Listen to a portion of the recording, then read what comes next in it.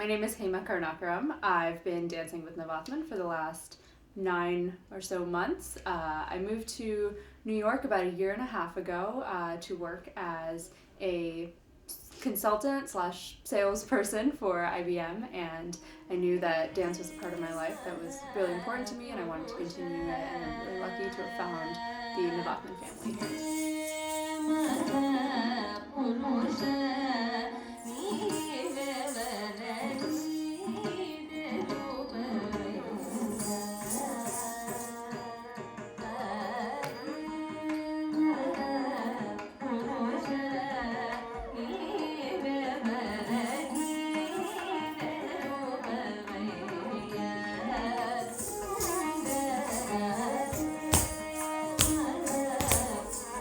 So I started dancing bharatanatyam when I was about 9 years old under Srimati Rupa Shamsundar out of Rochester Hills, Michigan. And before that I had actually done a little bit of ballet and jazz, had dabbled in a couple of different things. And my mom had always loved dance growing up, and she had always wanted to learn dance and never had the opportunity. So she got me dancing when I was really young. I can't even remember the first time that I was on stage.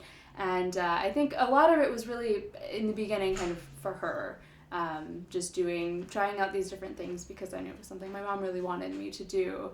When I started doing bharatanatyam, when I was 9, it was a whole new vocabulary to learn, but it felt a lot more personal to me than anything that I had been doing before. And I think what really made me fall in love with it was that it was more than just something you do physically. There's this really deep personal component to it where you're telling a story and you're making that story your own.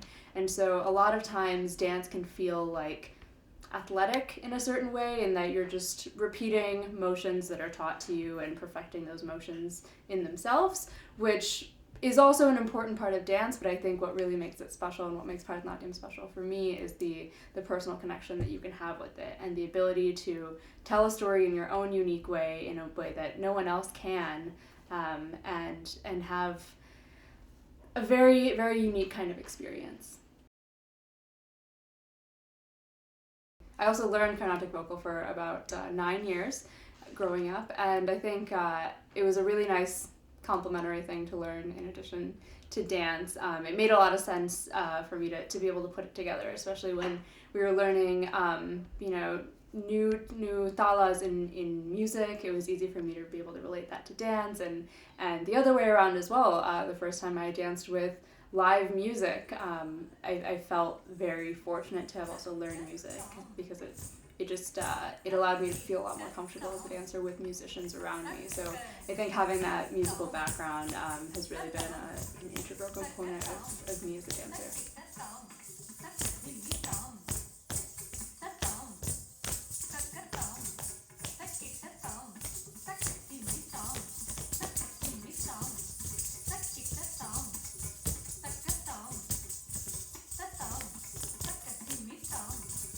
I had been doing some research on different dance groups in the area. I knew that I wanted to move to New York for a really long time, actually. So, not gonna lie, I've been stalking Navatman on Facebook for like 3 or 4 years now, and had been following Navatman dance and watching every video that was posted.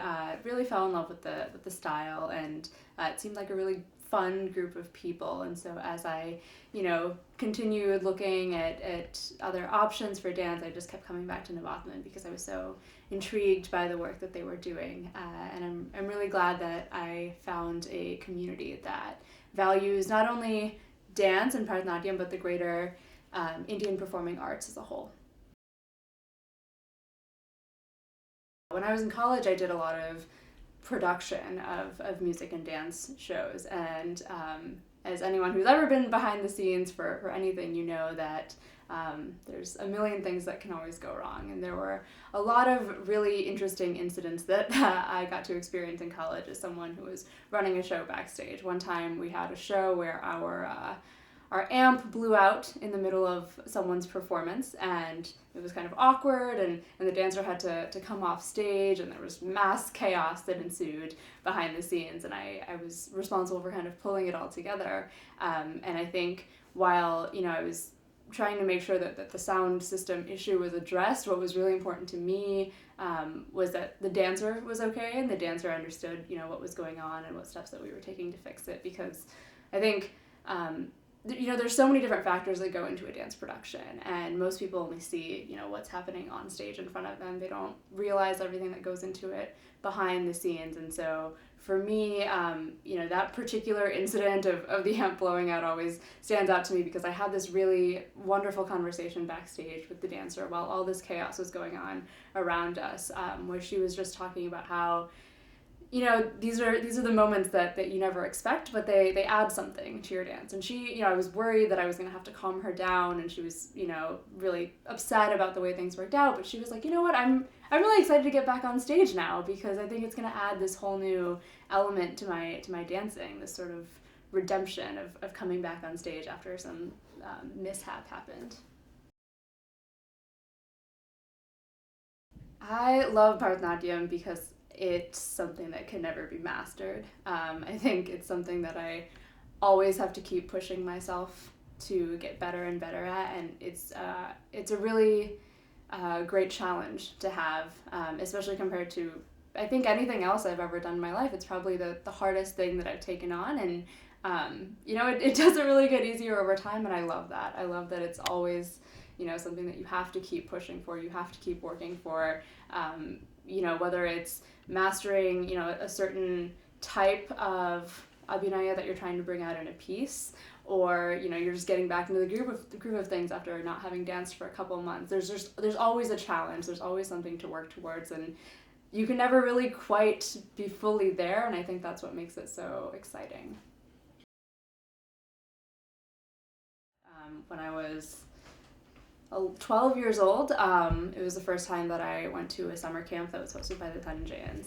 And when I was there, I got this amazing advice from Shantaka, and she had told me, we were talking about posture and the way that you hold yourself, and it's not just something that you switch on when you're on stage or when you're dancing. It really should be a part of everything that you do in your life. It should become just very natural and innate to you, and that's how you get better over time, when you let it become a part of your day-to-day life. And she had said, if you're not in the habit of having good posture, then it hurts to sit up straight all the time. But if you force yourself to sit up straight every time you remember anything about sitting or posture, sit up straight, then eventually you'll get to a point where it actually hurts to slouch. So let that be your goal. Sit straight as much as you can until you can't slouch anymore.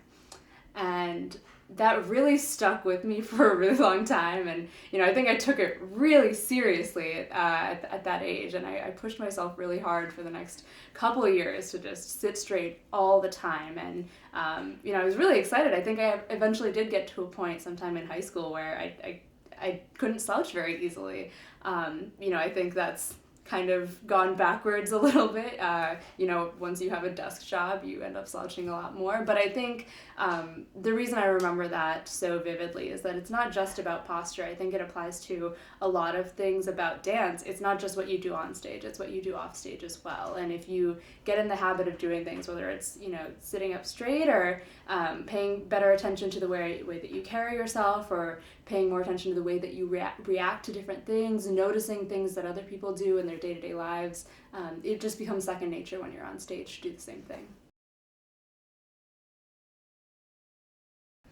I've always loved being on stage. I think there's a special kind of energy that comes with that, and it's very energizing to be in front of people that want to watch dance as well. And I think with Navatman in particular, I've been really lucky with the opportunities that we've been given. We did a show recently, Tales of Pasmasura, that was choreographed by Ramya Ramnarayan, and working with Ramyanti was an amazing experience. Really pushed us hard, and I think it was some of the most difficult choreography that I've worked with, and I really loved that challenge. So I'm really looking forward to more opportunities to kind of expand my dance vocabulary and work with different artists to push myself. Favorite Bollywood song?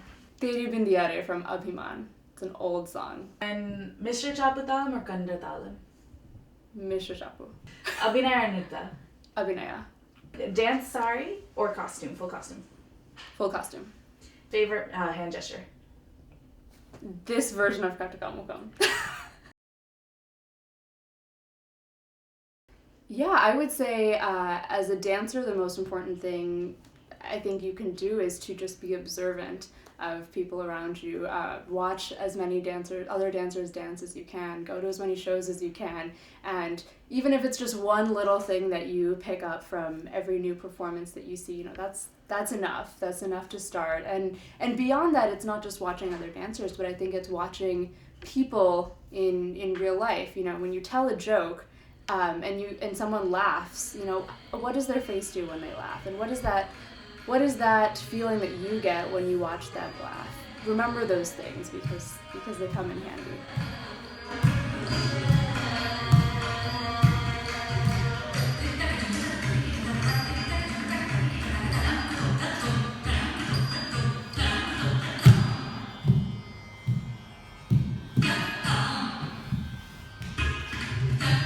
Song.